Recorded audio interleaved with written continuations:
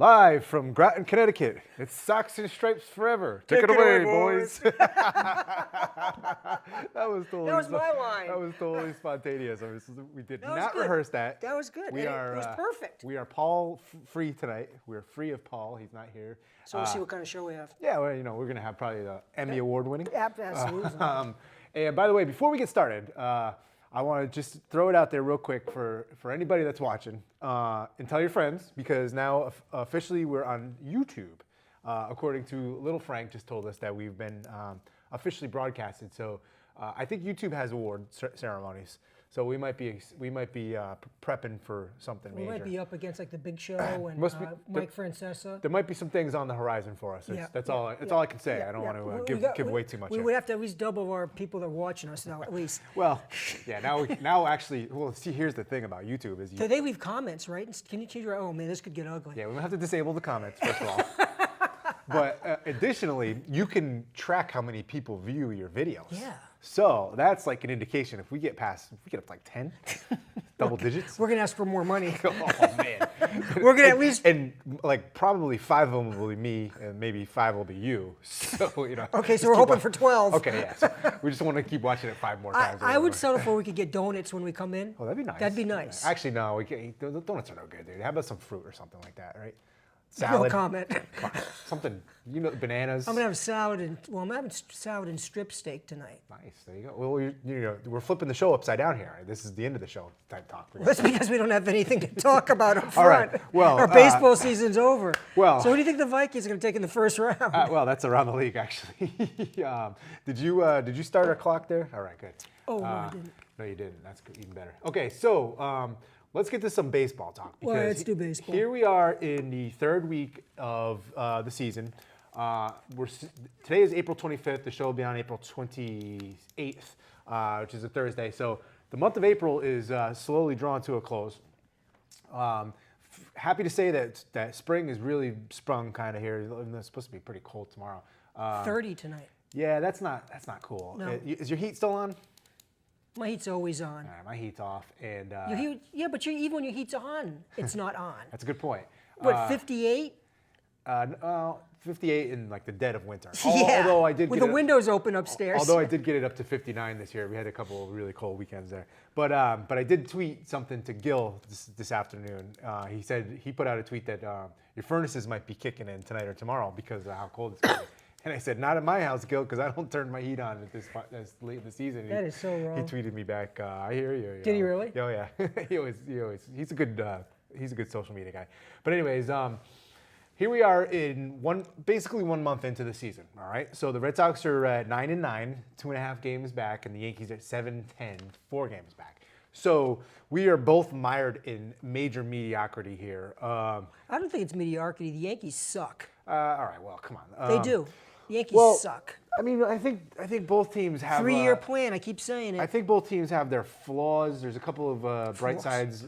There's some heavy flaws on both sides. I think one persistent theme that's going to be common through the season is that's going to be the same as last year. That nobody's going to run away with this division unless Toronto gets hot, because they can't pitch though. We've seen enough. Well, maybe no, we haven't seen enough, but we've seen each team. Have you played every team in the division yet? No. But except the Red Sox. I don't think we played the Orioles yet. Okay, so you haven't played the Orioles. But the Red Sox have played all 3 teams besides the Yankees in the division, so they've gotten a good glimpse of what every team has to offer. And Baltimore is a pretty good team. They're supposed to be in last place this year, but they're pitching. We'll see if their pitching holds up. Yeah, God, it's early. And about teams, because the Yankees have been like this forever, but teams that rely on the home run, which the Orioles really do, and they mash the ball, but they also strike out a lot, and if they get colds, then they're going to go and sustain losing streaks. Now, Tampa Bay's a team you got to look out for because they have some pretty solid pitching, and they got I don't know why you're struggling. They can't hit They got either. Alex Cobb coming back, yeah, but you know what? Hitting is not all it's cracked up to be. It's all about pitching, as the Red Sox and Yankees can both attest to right now, right? I mean, the Red Sox are starting pitching. Red Sox are scoring a pretty decent amount of runs a game. They're probably averaging about 5 runs a game. They're like plus 14, I think. Actually, their run differential is 0. Oh, that's right. I looked up it's 0. The Yankees is negative. The Yankees is negative. And off topic, do you want to know who the number 1 team is and what the number is? I don't know the exact number. Wasn't it St. Louis by a bazillion runs last year? No, Oakland? no, right now. Who? The Cubs are like plus 68. That is. Brian had 2 more home runs, I think. That's my MVP pick. Yeah, no. Who was mine again? Oh, Stanton. You can't even remember. No, mine was Stanton. That's not a bad pick. My Cy Young award was yours was Harvey, who was looking terrible. Mine was Strasburg, who was looking okay. But yeah, that was a national. Anybody could pick Kershaw. Yeah, Kershaw. That's why we don't do it. Anybody could pick him. Or Bryce Harper, right? But anyways, all right, let's talk about the Yankees first. All right, let's talk about the Yankees. We'll talk about the cellar dweller Yankees right now. And you're right. There's only 5 out. 4. Four. You know, so That's like the thing. that's like a it's a week. But what does your eyes tell you? What does your eye test tell you? Because I'll tell you what. Didn't I tell you in the beginning of the show? I wasn't kidding. I think the Yankees suck. The Yankees starting pitching has an ERA over 5. The Red Sox and the Yankees starting pitching are like at the bottom of the American League. Tanaka's doing okay, but the rest of them, Pineda's 6.95, Eovaldi 6.11, CC 5.28, Severino 4.86, and all their whips are over 1.4. Yeah, that's not good. If it wasn't for the Yankee bullpen, yeah, who it's legendary, and they still haven't gotten the hardest throwing baseball back yet, okay? The Yankees would probably have like 2 wins, maybe 1. Yeah. Because the Yankees can't hit. Listen to this. Headley's hitting 149. Now, listen to this stat. A-Rod's hitting 145. Yep. Let me finish. Okay. Teixeira's hitting 220, which isn't as bad as those two, but it's like a nothing 220. It's like Jackie Bradley range. The 3 of them have 46 Ks. Wow. And 16 RBIs. Oh, Moses. Well, okay. they can. And 2 of those guys, it's a 3rd and 4th hitter in my lineup. Yeah. So you want to know I'm not scoring runs? Because the very few guys that get on base, and the bigger reason is my team average is 238, which in itself isn't like obnoxious when like 250 is the average. But your favorite stat, one of yours is Running risk, score is 194. Yeah, they've been abysmal. And do you know what it is with 2 outs? 0? Well, they're on fire in relation to that. 164 with 2 outs. Wow. Okay? So I've got Beltran, Didi, Castro, McCann, and Gardner to some extent, kind of putting the ball in play and hitting it, not for a lot of power, but enough power. But the bottom of the lineup with Headley, A-Rod, and Teixeira, just pick your 3rd and 4th batter in any lineup and let them hit 175 with 3 times more Ks than RBIs. Yeah. And then where would you be? You'd be in big trouble. And then add lousy starting pitching. Yeah. If I had decent starting pitching, my record would probably be reversed right now. Strictly because my bullpen 10-7, yeah. My bullpen would get me to the 6th, and we could shut it down. Right. So where the Yankees are, there's no. Anybody that I run into Yankee fans in the preseason, or they know about the show and they talk to me or something, and one of the guys that comes from one of the labs always talk to me, big Yankee fan, says he was really excited. Excited about what? Excited about what? Teixeira's another year older. We're hoping he stays on the field for a period of time. I'm hoping Headley can hit better than 220. I'm hoping Gardner can play. Yep. I'm hoping Ellsbury doesn't miss more than 100 games. I've got a 39-year-old right fielder who happens to be the best hitter on my team right now. That's pretty I've got a 41 guy ready to turn 41, DH, who is blocking everybody from hitting. Who, by the way, is hurt right now. In the DH. So where I'm going is this. A-Rod being hurt might help the Yankees, because maybe I can start pushing guys in and through there and start playing more guys in different positions instead of blocking those guys. So now maybe Beltran can DH one night. Maybe the Yankees play the Hicks kid and get him some more at-bats. Hicks is hurt too. Okay, he's hurt too, but he's not out, okay? But you know his batting average is? Yeah, but he just needs to play a little bit, okay? Anybody can do better than what some of these averages It's under are. 100. Then maybe they bring Aaron Judge up. Maybe it's time to give him a shot, because the Yankees have to do something through the outfield to sit these guys to give them more rest. Yeah. So the Yankees have to do something here and there, and maybe A-Rod going down does 2 things. It clears the DH position, and it gets a 145 average at the 3rd spot in my lineup out, and maybe just put Beltran there, leave him alone, and and get him some rest. Right. So where the Yankees are right now, the Yankees are looking at what it might look like if the 3-year plan were today, minus those 4 guys, minus CC not doing anything out of the 5th position. Teixeira is a ghost at first base. A-Rod's probably on the, but I think he's going to the DL. Yeah, he's got a strain And at least Beltran's hitting the baseball. Beltran's a guy I could bring back on a 1-year deal, play him in the outfield every now and then, DH him every now and then. And well, I think I'm just saying in relation to what the Yankees have now. No, I know, but you know Beltran's capable of falling into a deep slump too. Then let him fall in the deep slump. I've got him on a 1-year contract. That's what I mean. Okay. You don't want him. Yeah. So my point is, all those 4 guys are going not after this year. All 4 after. Not this year, next year. Yeah. And I think the Yankees are biding their time. This is happening. They'll do this and that, but they're not going to make any big moves. Because you know what? The Yankees can't make big moves. Sure they can. Really? I got a guy that has 3 years left on a contract in One in dumb center field. owner. I've got one guy that's got 5 years left in center field. Okay? I've got a first baseman who's done, but you just can't bring somebody in and sit to share. They won't do that. Right. I've got a guy at the end of the rotation making $23 million who's got this year and next. So where the Yankees could maybe tinker, I don't see any tinkering unless the Yankees just say screw it and they go out and they get somebody. But who's out there? It's too early in the season. Right. It's too early in the season. Right. So what the Yankees have to do is this. The Yankees have to hold on and help a couple of these pitchers get their acts together, help a couple of these guys put the ball in play. And what do I always say about this time of year? You just stay close. Yeah. Oh yeah. You just stay close yeah. because I'm not going to be one of those fans I'm going off the deep end because my team's not playing well early. But I've been saying this for 2 years. Yep. And they're doing what I've been saying for 2 years. So why should I think this is going to be any different? Right, Why yeah. should I think this is going to be any different? Because Cashman was hoping Pineda Eovaldi would step up. He was hoping CC could give him something at the back of the rotation. He was hoping Tanaka could look like an ace, which he has for a couple times. But still, I'm waiting every morning for your text to say from the night before he pitched and he's getting Tommy John. It's coming, don't worry. And I think queued up. I think Severino's going to be okay. But you know he's just one kid. He's the kid. And also, you got to worry about him at the end of the season, you know, Right, with the innings right. and everything. One thing that I will say is interesting is that one of the biggest reasons for your success last year, for the Yankees' success, well, however minor it was the fact that A-Rod and Teixeira were both producing. Right. And when they tailed off towards the end of the year, tailed off. Right, the Yankees tailed off and Toronto overtook them. And a lot of the season was predicated on those 2 guys. And you see it already this year that they're not the same players. Either Right now. yeah, and maybe you can hope that a lot of times veterans, when veterans get to be like veterans, is that it takes them a longer to ramp it up, just because they're getting older. You know, guys don't come out of spring training. The older guys don't come out of spring training, you know, guns blazing, because they don't play through spring training the way the younger kids play through spring training. What else do I have to hang my hat on?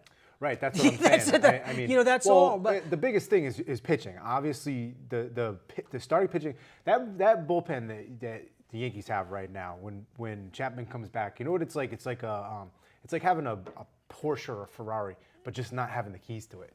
So you can look at it, but you just can't use it. Because if they can't get to that bullpen, what's the point of having it? The guys are going to come up and mop up duty every single night just to give them some work.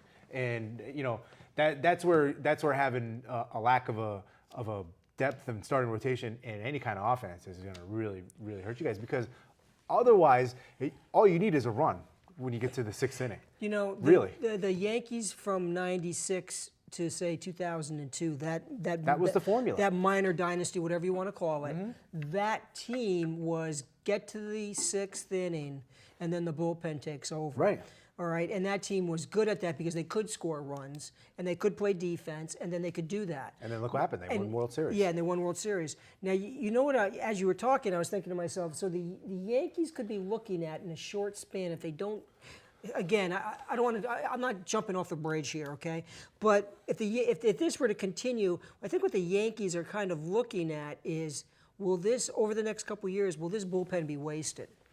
You know, will Betances take off? Will they trade Miller? Will they? You know, Chapman's probably gone at the end of the year, so they're in this window. Where if they don't get a little better starting pitching and a little bit better offense, you're right. It won't make any difference. It will sit in the garage and you won't drive it at night, because the classic insurance says you can't drive it at night. Yeah. I knew somebody that owned a.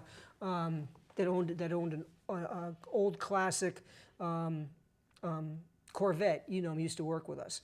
And he had that insurance, and one of the deals on the insurance, if I remember right, you just couldn't drive it at night. Huh? Yeah, and you can only drive it for so many miles in a week. Huh? Yeah. Why? Because it didn't have lights? No, classic insurance. That's what classic insurance is about because it's much older. That's stupid. So it's almost, but it equates to what you're talking about with the Yankees. The Yankees have this one thing out of this three that you say that really works: starting pitching, relief pitching, hit the baseball. Yep. All right. The Yankees have A+ out of one of three and are looking at like C-, D+ for the other two. Yeah. So I can't get to the end of games. It'd almost be like I could score a bunch of runs if I had a lousy bullpen. It's the chicken or the egg. Right, You know? exactly. But then I can't hold on to a lead. That happened to the Red Sox for a while last year, and then their season came apart. Right. You know? In They could get there. April. They could get there, but they couldn't hold on to it. And what's more frustrating? Yeah, I know. That's where the Yankees are. Well, here's the thing: is that we've seen in the last few years, especially with Kansas City, right? Here, let's just take Kansas City for instance. Is that the formula for winning baseball is a good bullpen, right? And if you have a good bullpen, that can make up for a lot of deficiencies in your team. But like you said, those other two areas, your starting pitching and your offense, have to be a lot better than C- or whatever Right. you would grade them at, because they have to be able to coincide a little bit more. If you want to win it all. You can't have your bullpen so far and away better and the other two facets of your team so far and away bad. You know, and conversely, I think, you know, if the starting pitching was outrageous, like the Mets last year, right? The Mets bullpen was they had a good closer, but the rest of their bullpen was average at best. But they were able to overcome that with good starting pitching. Let me think back to, was it 2005? I think it was. There was the White Sox had some of the best starting pitching I've ever seen in the playoffs. I mean, their guys, I think Contreras was one of the pitchers, but their starting pitchers were all going into the 7th and 8th inning every single night. And so you can take over a game. A team can take over a season with good starting pitching, but they can't take over with mediocre starting pitching or maybe below average. I mean, you listed off those ERAs, and those are too high to compete. We always talk about the same thing: starting pitching. Right. Because starting pitching, like you said before, certain things mask certain things, and I think starting pitching can mask a lot. And to counter that point, if you have so we're breaking it down into three parts here. If your bullpen and your starting pitching are average to below average, but your offense is above average, that's not going to work either. That was the Yankees in the late 2000s. That's right. In the early 2000s. You got to have some offense, but you can't have all offense. That's the Royals. The Royals won't blow your doors off, but the Royals do enough, and then they pitch from the first inning to the ninth inning. You know what the Royals are? They're like a B on all three sides. Maybe a little bit higher on the bullpen. Yeah, their bullpens. But that's why they've been to back-to-back World Series. Right. Because it's a consistent. It's an age-old formula. Right. And it's obviously very difficult to achieve, because otherwise every team would be in contention. See what the Yankees did, and maybe the Red Sox to some extent, not as much, but we talked about this just nauseum, that the Yankees spent a lot of money in different positions, and when those positions don't give you production, you just can't move them and move somebody else in. Right. Exactly. And so that and I think if the Yankees could do it again, they wouldn't have signed Headley, even though I thought it was a good signing at the time. I just want Headley. I told you I just want Headley to hit 250. He can't even. He's 100 points from that. Yeah. Yeah, he's really struggling. Yeah. So I don't know what's going on, but just think about if the Yankees could. If the Yankees could, so look at the Yankees as an impartial advisor instead of a Red Sox fan. What players, if you could take off the Yankees, if you were a Yankee, who would you take off the Yankees? It wouldn't hurt you. Where do you start? Yeah, just name me 4 or 5 guys. Ellsbury. 1. Headley. 2. A-Rod. 3. Sabathia. 4. I'd probably take Teixeira. Yeah. So you know do you know how much money that is a year? Yeah, that's a lot of money. Yeah, that's over. That's like near, the Tampa Bay Rays. That's near the $150 million. Holy. Okay, you think so? about it. Okay, I'm going to run the numbers. I won't use Adam in your head. Okay, 23, Yeah. 25, 15, 18, 22. Wow. I lost track. Okay, It's 25. it's like 120. It's 100 like 100. That's a lot of money. It's like 125 million. Yeah. So you see, it's more than a lot of teams. yeah. Entire So payroll. you see where I'm coming from. The Yankee fans just can't. It's not George Steinbrenner. You just can't say, why don't we go out and sign him? Why don't we go out and sign him? Well, you just can't sit guys on the bench making $15 million. Yeah, the Red Sox do. Well, I'm just saying. Yeah, but the Yankees. Well, I'm talking about 5 guys. I know. So that's where the Yankees are. Yeah. So that's part of this problem. Yeah. That's part of this problem. I've been saying it for 2 years. Well, yeah. It's the Yankees aren't going to the Yankees aren't going to find themselves to be prosperous until they free themselves of some of these dead contracts. And it's after next year. Yeah. And it's after next year, and what they've got to hope is some of guys are coming along. A couple of these guys work out, and then Didi and Castro in the middle, McCann. And they got this Sanchez kid they like to catch. By then Bird will be back. Maybe Aaron Judge will be there. So then you're maybe just looking at what we thought the Red Sox had in 2014. Was it 2014 they won it? 13. Yeah. 13. When they won it in 13, we thought they stumbled upon the formula. Right. Right. The formula being. You build from within. Yep. You have a couple spare parts. It is the formula. And yeah, you're right. And you sprinkle it with free agents. Right, but you have to have the right free agents. But see, that's where the Yankees are right now. Right. Those free agents aren't working for them, and it's too much money, and it saddles them. If the Yankees could go out and be the Dodgers, the Yankees could go out and spend that money. They're not too far away. But what business really would do that? I'm a Yankee fan. I don't expect them to go out and sign a DH and a first baseman and sit $50 million a year on the bench. I don't expect them Well, to and the do problem that. with that too is that the free agents aren't out there anymore, right? Well, that's the other thing, because there's we've talked about that too. Right. There's so much money in baseball that the Royals can sign Alex Gordon. That's right. That they can bring in Johnny Cueto for Cueto for a short period of time. Or you see the Pirates keep Andrew McCutchen for a while. Right. All those guys were Yankees and Red Sox. Right. 10 years ago. That's right, because nobody else could afford Yeah, them. But now there's revenue sharing. Yep. And these teams are getting big TV contracts, so they have more money. I mean, like Texas Rangers. Yeah, have it's tons insane, of money, insane. Right? In Seattle, Yeah, they bring in Cano, then they bring in Nelson Cruz. And these teams that have been the also rans over the years are becoming the Red Sox and the Yankees with the financial means. Right. So that's where the Red Sox and the Yankees are. The Yankees are still the biggest organization in baseball, I mean, in all sports actually, right? I think it was like $3.5 billion. But still, they're finding that the gap has been lessened. And for me, that's what I've always wanted since this whole free agency boom started in whenever it was, like the early '90s or the mid '90s, where all of a sudden, Seattle can't pay A-Rod anymore because Texas just gave him $20 million a year, and you're like, what the hell is this all about? When the Yankees hated spending money like that, I hated it. Yeah. I did. As a Yankee fan, I really did. I hated it because it just felt like, oh, come on, do we have to have an all-star in every position? Yeah, it was the haves and the have-nots. And it was, you knew at the beginning of the season that certain teams, probably about 15 total, didn't have a chance, and they were like the Cleveland Indians and the in Major Kansas City League. Royals were one. Yeah, always. I mean, they were a perennial. So for them to be back in the mix like they are right now and being almost a powerhouse is refreshing, I think. Now, what's going to happen though is they have about a 2-year window, maybe 3-year window.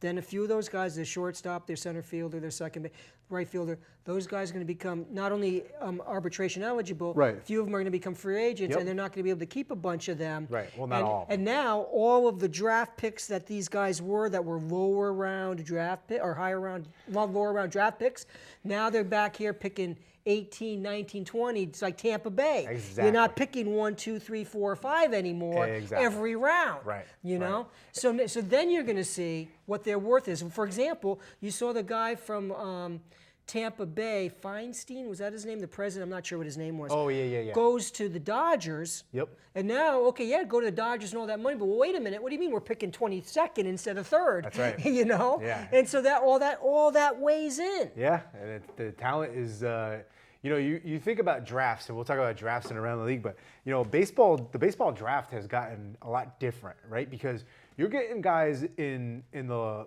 lower rounds, the first round. A lot of these guys are becoming something. Some of them don't pan out, and obviously in baseball, not all your prospects pan out, but some of them are, right? Some of them are Bryce Harper, and some of them are Mike Trout, and these guys are franchise-changing players. So for Tampa Bay, they did it good. I mean, they were bad for so long, and then they started picking David Price, and they started picking Alex Cobb, And they Matt still had to Moore. pick them, and they did. That's right. You have to identify them, Yep. and you have to pick them the right ones. All right, let's Let's go to the Red Sox. let's move over to the Red Sox. Now, I'm going to continue with this theme of things I like and the things I don't like, because there's some things going on with the Red Sox. Now, first of all, let me do a couple quick things I like. We'll just get the good stuff out of the way. That won't take long. Yeah, I know. Mookie Betts is back on track. Mookie Betts was batting at the beginning of last week, was batting like 202, was in danger of slipping under 200. And I didn't pick him for my MVP, but I picked him as like a watch out for the MVP. Well, he's back. He's back up to 274. He leads the team in home runs and RBIs and runs scored. How many home runs do you have? His 4, which is not a lot considering Bryce Harper has 10. Yeah. But 4 is not bad out of the leadoff spot. He had a game a couple of days ago where he was a home run shy of the cycle, and he hit a triple in his last at bat, and he could have ran home for an inside the Parker, but he decided to hold up. I don't know why. So he had 2 triples. Also, I'm still liking what I'm seeing out of Travis Shaw. His defense is better than advertised, I think. He's actually a pretty good defender at third base for a guy that's a first baseman. It's kind of a tough transition. Going the other way is not obviously, but going from first to third is kind of a tough transition. You got to be pretty athletic to do that, and he is. And he's also hitting, and the thing I really like is he's hitting in the clutch. So that's good. Hanley Ramirez is still a pleasant surprise. I remember when the season started, and I don't know if we talked about it a lot on the show because maybe it wasn't really that big of a concern, but in the off season, the Hanley Ramirez conversation dominated, right? Mm-hmm. It was all, Hanley Ramirez is going to ruin this season for the Red Sox. It's going to be a disaster just like it was last year. It might even be worse because he's going to be handling the ball on almost every play. But much to our surprise and my pleasure, probably your displeasure, he's been actually pretty good at first base. I'd say average to maybe even above average. So what you wanted. Yeah, exactly. Just don't kill the team. Don't kill him. And don't make a fool out of yourself. And I think he's done pretty well to handle himself. His offense has been a little less than I would hope. He's batting like 270. He's only got 1 home run. That's not what they signed him. Well, but you know what? Yeah, they did. No, they signed him to hit for power. Oh, yeah. And he's only got 1 home run. Yeah, I know. And you know what? I'll come to his defense and say this: let it get warm. Yeah, I was gonna say he's gonna come around and you know what? This is one thing that I've noticed about Hanley. Last year, remember his helmet kept falling off every time he swung the bat. I don't know if you ever saw that or not. I probably talked about it on the show because I thought it was funny. It's funny. It's different. Most guys' helmets stay on their head when they swing. Mm-hmm. He would swing every time his helmet would fly off. It just looked like an idiot. It just reminds you of Manny. Manny would just do goofy stuff, but Manny produced, so he could get away with whatever he wanted to. But now it seems like this year Hanley has either shortened up his swing or he's become much more of a hitter. And I think that's kind of what he was when he was with the Dodgers. There was a year where he led the league with three batted like 350. I think he's kind of trying to go back to that, and I'm pleasantly surprised with that. So we'll see how the hitting comes around. The other thing about the Red Sox that I'm really pleased with right now is they have a major comeback ability. They've turned into like this scrappy team that doesn't give up. Last year, case in point, Rick Porcello gives up 4 runs in the first inning. Not really the end of the world or whatever. Last year, that game is over. The Red Sox do not come from that game. They pack it in and go away. This year, the Red Sox have fallen into some pretty deep holes, and they've come back from almost all of them. I mean, I haven't seen... From deep back, too. Yeah, I mean, they got beat on Saturday. I think it was 8-3. I think that was the biggest blowout they had all year, and that was the game where what's his name hit the grand slam off of Buchholz. But so they have, and they actually Red Sox put strung a little bit together that game too. So they've got that ability, and you know what? That's more fun, exciting for me to watch the game. Absolutely. Because when the team is down and you know that they've got no heart left in them. Turn the TV off. What's the point, right? Turn the TV off. I bet you the ratings bottom out. Oh yeah, I mean I'll flip on public access or something rather than watch that, honestly. But you can't watch anything. It doesn't even matter to you. But well, I can watch public access, but I can't watch Yes. I know. I have to listen to the radio. We're still Yes free. There's no movement in that. Okay, so here's a couple of things I don't like, right? And number one, and this has been a topic that's dominated the conversation for a couple weeks now, is John Farrell, right? And I'm gonna get your take on this too, because a lot of people are calling for his job, and you knew it was only a matter of time, unless the team got off to a hot start, which they're obviously not. They're 9-9. I mean, they're scuffling, just to be honest. They're trying to find their way. I think they're a little bit better than 9-9, but maybe not. I mean, What are you asking? They show. Well, does he keep his job? He shouldn't have had his job at the beginning of the year. You know, I felt that way. Yeah. Okay, he lost that team last year. Yep. And I am sympathetic to people that have cancer because, you know, Yeah. I've had cancer. Yeah. So I'm sympathetic. But we're talking about winning baseball games, not about letting somebody keep his job because they're sick, Right, okay? right. So here's the deal. He shouldn't have kept his job, but he's got his job now, and I'm not convinced that he's the reason they're losing. They just might not be talented enough. And if they're not talented, see, don't you have to ask yourself that question? Yeah, always. If you're not talented enough, why would you fire the manager? You know, it's like when in football where they fired Tom Coughlin, but the GM keeps his job. Yeah, You know, what's the deal with that? Everybody says they didn't have enough talent, so they fired the coach, and not. It's the same thing with the Red Sox. They waxed Sherrington. They waxed Sherrington. So tell me this. So when they won it, the year they had Sherrington and Farrell, what changed the next year? I don't know. You see where I'm going? Yeah, I okay? know. So if they got Sherrington supplied more or less the same players. Okay, so now the players didn't play quite the same. Let's say Victorino, those guys. That's Farrell's fault? Is it? That's what I'm asking you. I don't know. I'm actually being rhetorical because I would expect you to say, no, it's not Farrell's fault. But isn't it the coach's job to get the most out of his players? Okay, so then And these guys are what they are. So then every manager except for one should lose their job every year. Yeah, I know, right? Okay. Well, so let's start with a couple of things. I don't even know what kind of person John Farrell is because now the situation with the reporter and everything. Yeah. Okay, because that's I don't think that's really thinking. I can't believe the Red Sox like that. But that's human nature, and that's on the side. I don't think he should have kept his job. But I think it's too early to fire him because it's not like the Red Sox are doing really dumbass stuff and they're fighting in the dugout and things are coming apart. But I got to tell you, I wouldn't wait much longer. Well, I would say by June 1st. I was going to say June 1st. Yeah. I mean, if they keep playing like this, I think June 1st. Yeah, if it's June 1st, then that's it. But at the same time, Dombrowski's got it. You can't just Dombrowski's here now.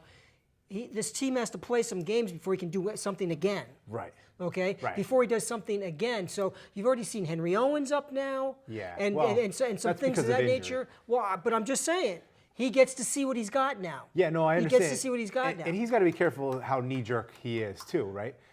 Yeah, but he's not afraid to pull the trigger. Especially with the coach. Did you know that when he was with Detroit, he fired the manager after 6 games? Yes. I don't remember the guy's name, but yeah, he so, canned him after. So you asked me what I think. I think he should keep his job, but I think he's got a short lease. But I think Dombrowski's got to be able to look at this for a period of time because he's not here from last year, seeing kind of, this looks the same. Right, right. You know what I mean? So I think Farrell gets a few more games, but then you've got to factor in, is Pedroia not playing well? Is your shortstop not doing his job? Playing really well. Well, I'm just making examples, okay? Yeah, okay. You know, is my catcher doing this? Is my, how's Poppy hitting? So if a lot of these guys aren't producing, then do you tie some, then there's probably some things you tie to the manager. There are things you don't tie to the manager, and sometimes you got to change just to make a change. Yeah. All right. So. And bring in your own guy.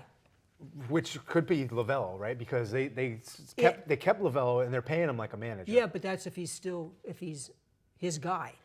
He's not his guy. He's a Red Sox guy right now. Dombrowski came on after. You got to think they would have let him walk if Dombrowski did. Oh, I'm not arguing with you. I'm saying that's ownership that kept him. Yep. Not Dombrowski. Don't be so sure because you know what? Here's something you don't want to forget is that when Dombrowski came on last year, Farrell was already gone.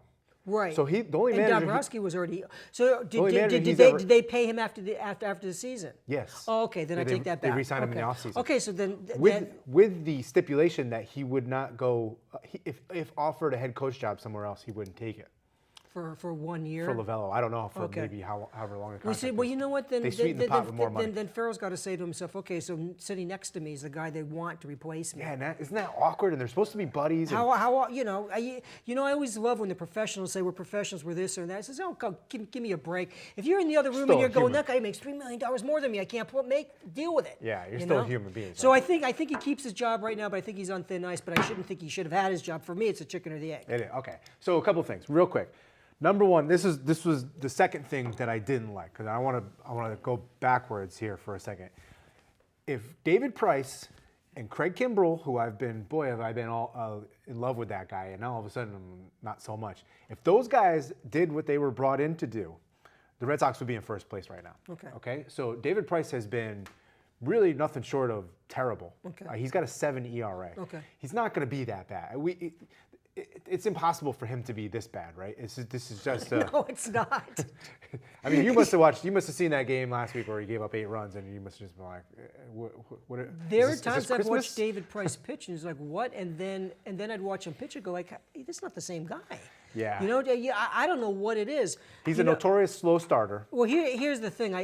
Are you asking me what I think, or you just making conversation? You just tell me what you.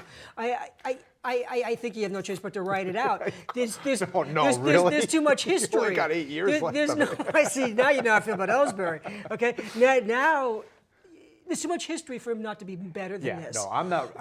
I'm not worried about David Price or Craig Kimbrell. But going back to John Farrell, I told you, Greg Kimbrell, I'd be worried about, but that's an argument for another time. He's got the stuff. Argument for another It's time. between the ears with him. Go ahead, go backwards. Go ahead. He's just got to figure it out. Going backwards, if those guys do what they have been brought in to do, John Farrell's job is safe as can be. Now, a couple of things that I don't like about what John Farrell done. John Farrell has made some managerial decisions that have been He's always been like really this, questionable. And his in-game managing is not his strong suit. And case in point, the Chris Young thing, right? There was a game last week where it was against Toronto, was it? Yeah, Toronto. And Chris Young started the game against a righty, right? And got 3 at-bats. You know where I'm going with this, right? I think he might have foul-tipped one of them. He struck out 3 times. What did I when we messaged back and forth when they signed him, what did I say to you? Do you remember? I said left-handed pitching, he's like over a 1. And right, 1.0, bashing the ball against right-handed pitching. He literally, it just looks like a little leaguer hitting against Nolan Ryan. Bingo. I was watching a game last week. He cannot hit right-handed pitching. There was a right hand, and it's so strange for that to happen, right? But I'm watching it, and I was like, and I've brought this example up in the past. It reminds me of when I was 9 years old, and the kids were 12 in Little League, and they were throwing what looked like 1,000 miles an hour. And I think I might have foul tipped like 2 balls the entire season. A good season, then. Yeah, and I was getting high fives from the coach. And that must be how Chris Young feels right now. And John Farrell keeps throwing him out there against righties. Okay, the guy, you want to get him confidence in at-bats and stuff, but... I'd play anybody left-handed instead of him. Against the righty. righty. Yeah, exactly. I mean, it makes no... I mean, Jackie Bradley Jr.'s got a better chance than Chris Young does. Absolutely. Henry Owens has a better chance Absolutely. of hitting the ball. And he's right-handed, probably. Yeah, so this whole Chris Young thing, and I haven't seen anything from him against lefties that's really made me go ooh and ah yet either. Yeah. So I think he might have fleeced the Red Sox here or something. And let me tell you what, this is Dombrowski's first real move that he made, and so far, not so good. Actually, so far in all of his moves, none of them have really worked out. Contract, though. Yeah, no, he's got 2 years. That's right, he did. That was at 6.5 a year. 6.5 a year. Oh, are you sure? I promise you, dude. It's like a $12 or $13 million contract total. Oh, I don't know. You looked it up. I promise you. Okay, look it up and it's text been me talked about because they're say, looking at it like, okay, you're paying. This is what I keep saying. Chris Young is a one-trick pony, right? Whose one trick really isn't all that great right now. That's like, and his left-handed pitching's like what, 30%? If that, I mean, they faced like 2 or 3 starting lefties so far. Chris Young's, and he had a good season for the Yankees. I like him. He plays hard. He's not a punk. Right. He plays hard. So I like that. That's not part of the yeah, equation but here. well, it could be. Yeah, I guess so. It would make it worse. Yeah. The thing about Chris Young is that you're right. He's a one-trick pony. But it's valuable that one-trick pony sits out. No, let me finish. Don't you? Let me finish. Go ahead. If he was hitting, when he's with the Yankees. But even if he was. When he's with the Yankees, when he was on the bench, a guy'd have to think about going to a left-handed pitcher because the Yankees got him sitting on the bench. He was that valuable. Yeah, I okay. suppose. So he's not doing it right now. But a team like the Yankees and teams like the Yankees and the Red Sox, this is where they're different than other teams. Yeah. Okay, is that they can have that guy making that money on the bench that Yeah. other teams aren't going to have. They're going to have somebody that's making minimum. Yeah. You know, so he's just not hitting right now. Now I just don't think those guys. He's young. He's, excuse the pun, but he's 32. still young. He's 32. Okay, so I just don't think it has disappeared. It just hasn't clicked in yet. Maybe you're right. And you But know I what? don't This think this could all be a moot point if he drops a couple bombs. I don't. That's right. But you also it does. I don't think it does him well, playing him against right-handed pitching, and he looks really bad. And has that, you know? Right, and that's where my criticism of John Farrell comes in. And he was questioned about it. And John Farrell says he's got to get his at bats because there's lefties on the schedule coming up or whatever. And that doesn't make any sense. It's like if the guy is that bad against righties, don't keep throwing him out there. Not just for the sake of the team, but for the sake of the player. Like you said, you might lose this guy. A lot of questions are are there whispers from Dombrowski coming down? Hey, I gave this guy $6 million. I don't want him getting splinters on his No, rear you end. were right. Everybody knows he's a one-trick pony. That's really well said. That's exactly what he is. When I saw Yankee games, I knew a righty was pitching. I heard Young was in the lineup. Every game, I'd be like, Yeah, who's hurt? Who's hurt? and Girardi would never play him like that. The only time he would get into the game against somebody like that is because Young was a decent outfielder. Yeah. So he'd probably play late innings for Yeah. Beltran or Yeah, something. he you can- know? he can And play the then he'd outfield. have to come up against a righty. Yep. And then whoop, 1, 2, 3, sit down. Then Throw him anything breaking, sit You're, down. you're just giving away an at bat. You That's gave all away it an is. at-bat. Yep. So for me though, and I believe that John Farrell would prefer this too. Wouldn't you want more versatility down in the end of your bench? I mean, like a Brock Holt, right? The professor's Right. guy. I mean, Yep, a guy like that, or Well, he is at the end of the bench. Well, no, Brock Holt's a starting left fielder now. Well- Because there's issues with the Castillo and all this, but Pablo and everything. But I think that He's eating up bench space. You like that? Like Pablo? that? Yeah. Pablo's not even No, eating up Did you bench get it? space. He's eating up No. bench space. Oh boy, you really knocked that one out of the park. I've been saving that for 3 weeks. But speaking of knocking one out of the park, I gotta get off topic here for a second. Did you know and this is not a did you know, that on the MLB network, they cannot say Grand Slam any longer? Why? They have to call it a Papa Slam because because of like Papa John's bought the rights are to you this script. kidding I me? swear to God, I heard Francesa talking about it. He was flipping out. And how stupid is that? So you mean it's like I was going to say I don't know if it's a it's not forever like thing. copyrighted, right? Yeah. Who's the guy that does the wrestling says let's get ready to rumble? Yeah, It's like Michael you can't Buffer. say that unless He's got a copyright. Yeah, on it's it. copyrighted. Yeah. So are you telling me he bought the copyright? How do you even buy something like that? I have no idea. And how much do you pay for it? Right? $1 Yeah. billion? Yeah, I mean, really. how much do you pay to And- take a word out of baseball? And who?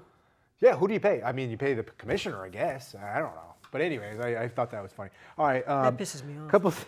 That's it for the Red Sox, really. Okay. A couple of quick other things. The Joe Kelly's out. He hurt his shoulder. He's been terrible. David Price is going to get on track. We're talking about starting rotation pitching. The one good thing for the Red Sox is Carson Smith is coming back. The guy that I keep talking about is he's coming back, so I'm very excited about that. The season hangs in the balance for Carson Smith. The best pitcher in the starting rotation for the Boston Red Sox is Rick Porcello. Clay Buchholz? Nope. Oh, the knuckleballer. Steven Wright is on fire. He's a number 6 starter. Wasn't even going to start if Eduardo Rodriguez was healthy, and he is making everybody else look So then silly. ask yourself a question. What happens if when Rodriguez comes Rodriguez back comes tomorrow, back? what would you do? But you know what? Joe Kelly's hurt. You want to know something? This is where the Yankees were strong all those years because they'd start the spring training with like 7 or 8 starters. You have to. And everybody be healthy. Yep. And Torrey say the same thing every year. He says somebody's going to get hurt. And then what do we always talk about? When you get one of your guys back in July, what is it like? It's like a major trade. It's like a without giving major anything up. trade without Right. giving anything up. So right. what's going to happen in another month when the Yankees get Chapman? It's like the Yankees made some monster trade. Exactly. I mean, imagine getting Aroldis Chapman in the middle of the season, right? So, anyways, yeah. Clay Buchholz has been better. Rick Porcello's actually been really good. Yeah, he's been good. Surprisingly, and a lot of people are attributing it to Christian Vasquez coming back up into the big league. So I like him. I know you do, and so do I. And I think they could trade Swihart if they couldn't in the middle of the year. I What think they'd still be trading high on him. What the word I'm hearing on Swihart now is they got him playing left field. because they want to keep him in the game. They lose all his value. Yeah, but maybe maybe they don't want to. Maybe they want to keep him on the Red Sox. Well, no. My point is, if you can put him in left field and he hits 15 bombs for you and hits 285, fine. And can still catch. Well, if they put him in left field, I don't think they'd do that because that's so specific now. But my point is, if you're going to move him, how do you think you get more value for him? As a catcher. Yeah, as a catcher. You know, so because the Yankees moved that Murphy kid, and they were able to get some pitching for him. So yeah, but you know what? It'd be a nice problem to have is if maybe you trade Hannigan for something. Yeah, and you have Swihart and Vasquez as your starting catchers. If I'll take it. Okay. All right, let's do some around the league. We got some stuff to cover here. Number one, Jake Arrieta had another no-hitter. Man, so it's unbelievable. The first one of the season, right? His stats this year are. I wish I dug deeper into his stats because I heard some stuff about his last 2 years or something. Unbelievable. He's 4-0. He's got a .87 ERA. He's got a .68 WHIP. And he's allowed 3 earned runs in 22 innings this year. That's amazing. That's insane. That's amazing. This is a guy that could not pitch his way out of a paper bag in Baltimore. And it makes you wonder, how do these guys, how does it click? How do you find it? Does it come out of a needle? I don't know. I mean, what choice do you have for that not to be the first thought? Except with a pitcher, right? Because well, yeah, but still, look at Clemens. Look what it did for him when he went to Toronto. Yeah, but you know what? Arrieta's not a fireballer. He throws hard, but he doesn't throw. I'm not saying I know that. Syndergaard hard. I'm not saying I know that. And that at the end of the day, we're truly still amateurs, and we're talking about that stuff. Speak for yourself. But you're right. How do you go from that to that? Right. Exactly. And I keep thinking, well, maybe this will be one of the guys on the Red Sox, right? Maybe Clay Buchholz. Does the steroids help you snap a slider better, give you more? I don't know. I don't think so. I don't know. Maybe it makes you recover faster after your games or whatever. Speaking of steroids, Chris Calabello, pretty good player, not having a great season, but got suspended for 80 games. Who says he doesn't know why? Half a season, yeah. Do you believe these guys? Nope. I kind of do. I must be just naive, but I know I'm an idiot. But that was a rhetorical question. Listen, those 80 games are non-paid, right? Right. And this is a guy that makes close to league minimum. He's like $560,000, which you and I, we would be sitting here if we made $500,000. I'd be down on an island somewhere. See you later, Jeff. I'd be parking cars. Yeah, right. But so he's losing like $250,000, which also, if I had, I would be sitting here right now. And the free buffet, like the professor always says. Right. I mean, because I don't think you can have anything to do with the organization. Yeah, you can't even work out. Yeah, you can't work out or anything. Yeah, that's terrible. So he got busted with this stuff called turbinabol, which is an anabolic steroid. So yeah, it's no good. All right. Also, Bryce Harper, as I mentioned before, is off to a scorching start.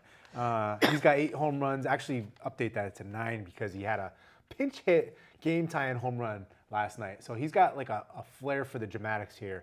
And he's got this thing going around. I don't know if you saw this or not, but he's got a spin-off of Donald Trump where he says he's got a shirt that says "Make baseball great again," or "Fun again," and I love that. Don't you? Yes. Because it's like he's trying to infuse some youth back into the game, and we thought for a good number of years, basically since he's been in the league, that Bryce Harper was like the epitome of a punk, right? Because he kind of is. But he's starting to snap out of it a little bit, I think. I'll give him the benefit of the doubt that he's young, and let's see where he goes with it. But he's letting his game do a lot of the talking now, I think. Yeah, but you know what? I mean? It's when you're not playing well and that he would act up. He says, let's see what he does when he doesn't play well. Yeah, yep, exactly. Let's see if he gets any fights with Jonathan Palpabani again.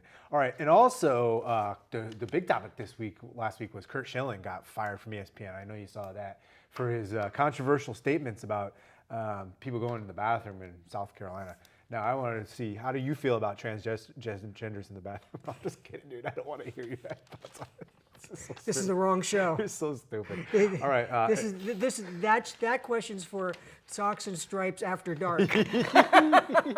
Yeah, we do not want to get political on this show whatsoever, especially with Paulie and I. Yeah, especially. All right, and also coming down, just hot off the press, Tom Brady's suspension upheld. See you How later. great do you like that? See you later, Brady. It was nice knowing you. That's quarter of the season. Your legacy is forever tarnished now, in my opinion. You're a cheater. No, that's not what that was about. It was about that the commissioner did have the power to do that. It wasn't about if he cheated or not. I don't care. Okay. You think I care about the No, you. logistics or the Well, once again, you've asked me a rhetorical question about Tom We Brady. have a lot of those about today, huh? Jeez. All right. Also, Prince died. Yep. The other day. Were you a big Prince fan? Big Prince. Were you? Well, just that I loved his music. He had a lot of great songs. He was a weird dude. He was. You guys had that like affinity for each other because of your height and your fashion, right? I wasn't gonna say it, and I said, "What the hell? What are you gonna do? Why should you change your personality? Hit me with a 6-iron or a 7-iron. It's not gonna. They're both gonna hurt the same." That's it. That's it. Okay. Oh man. Also, He dated Kim Basinger. dude, I heard this He's thing. some of the best looking women in Hollywood. man. I saw this thing about some of the women that he had coitus with. Like, dude, it was like the hottest girls in the United States. I mean, he has that. 300 million. He's worth 300 million. You see the compound he left to his sister? Yeah, what is that place too, by the way? It kind of. Well, he's reminds me of- Jehovah's Witness. Really? Yeah. Oh, you know what that place reminds me of is that place, the Branch Davidians? Yes, exactly. Really? Yeah, because it was this big ass compound, right? Yeah, it's like a square building. Kind of looks like a casino. Well, he could do kind of could do everything from there, like a recording studio. And I heard. but you know what I like about guys like him is you never heard negative stuff, about beating people up, right. stuff Well, like it's that. too small. But I heard a Now lot with of the things. 7-iron, you're not. I heard a lot. You're going gonna to learn that. Yeah, right. I heard that he was one of the most normal people that you'd ever meet if you ever ran into him outside of the Hollywood or whatever. I also heard that on his first album he played every single instrument on the album, which was like 27 instruments. So talk about talent. But I also heard something today about how he's been addicted to drugs for 20 years. You don't want to tarnish somebody's name, but that's going to happen now. right. But they're also looking at cause of death, and Right. I heard maybe overdose was part of it or something like that. So yeah, that sucks. But hey, You know we what? need to pop a pill to it, get it inspired. means a I guess. lot to me that you just don't hear really, really negative things. It's bad if you did drugs and things like that, but you know what? Everybody does drugs. I don't know that, Right. We don't know that. Right. And all I know is I didn't read about them in the paper all the time. Right. Give me like 5 people. I could pick 5 people off the top of my head. You go, man, scumbag, you Right, know? exactly. Not this guy. Exactly. So Not this guy. Yeah, and also like you say, he made some good tunes. He made some good music. Some real good music Yep. for Yep. probably a pretty what's the word? Pivotal part of your life, maybe 80s.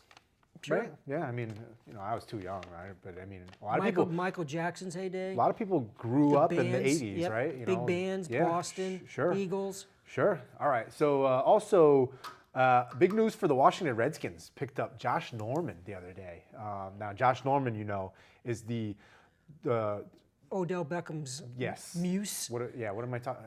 The cornerback. The cornerback. For Carolina. His muse. That now gets to face Odell Beckham twice a year. So hopefully he takes Odell Beckham's head off. Watch that's a good signing. Yeah. That was a good signing. They paid him a bunch of money, but But guys that like was that, a good cornerback signing. guys like that don't come on the market Right. really ever. So you got to do what you got to do. It's like a Darrelle Revis type situation.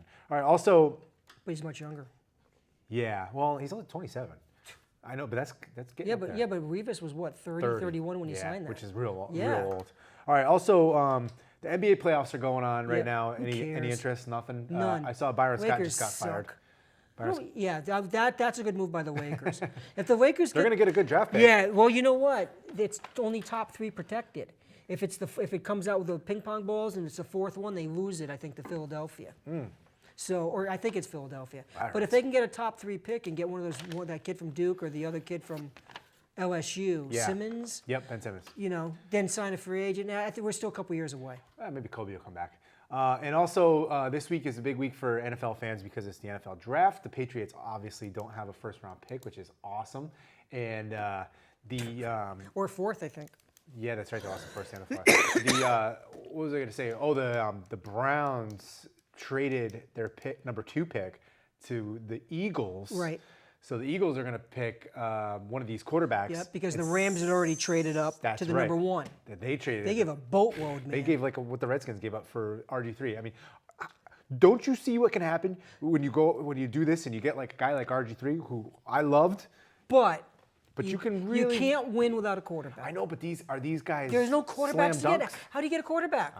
How do you get a quarterback? It's true. It's amazing, isn't it? Yeah. It really is. It's got. Is it the toughest position in sports? for a game that is there's 11 guys on each side and it's an ultimate in team sport. You're really nothing without a quarterback, without that one player, which is bizarre. That's All why right. they make so much money. All right, let's go with some did you knows. You got anything for me? No, I don't. Go ahead. Ah, you suck.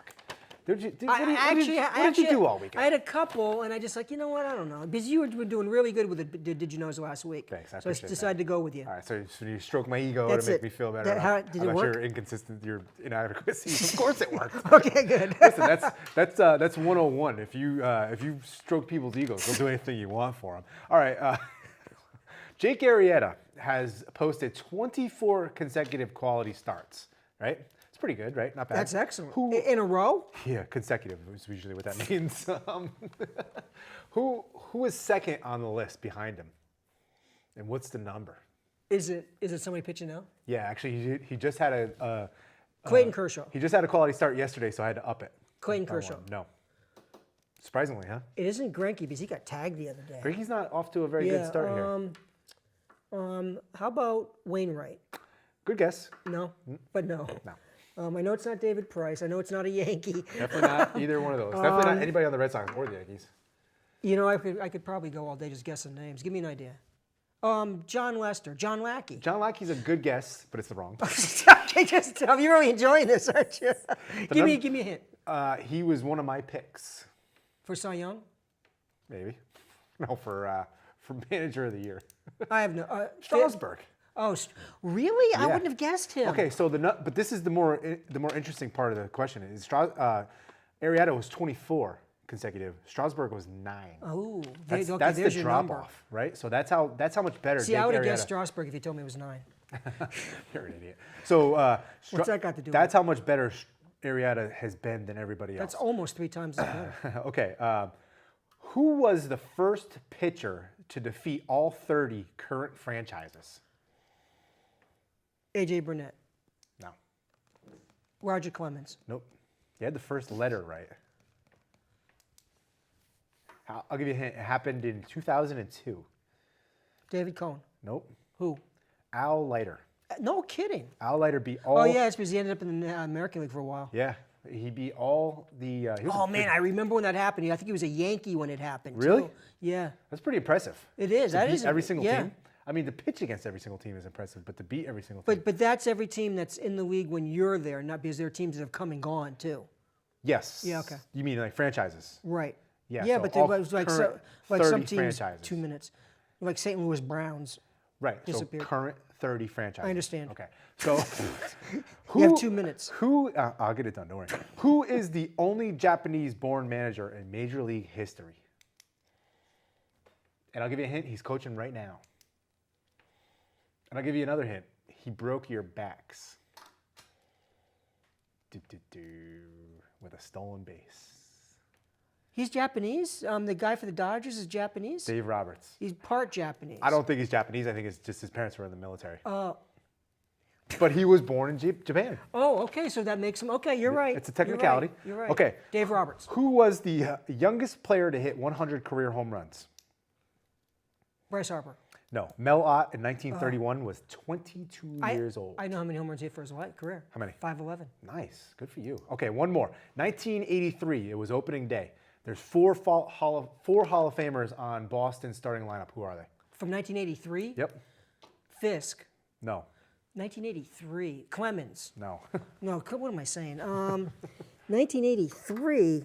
Frank's going to kick us out of here. Yeah, because it said 1 minute. Now I'm. Okay. Tell me. Wade Boggs. Wade Boggs. Yaz. Yaz. Jim Rice. Jim Rice. Dennis Eckersley. Dennis Eck. Oh, Okay, we're pushing the limits were here. good. Those were good. Frank's gonna good job. Frank's gonna kill us. Well, Thank we you. might put you in charge of that. Yeah, I know. Oh, I am in charge. We're Sox and Stripes forever. You're having steak on a salad tonight. Oh, that's it. We're We're getting out. out of here. See you next week. 2 weeks.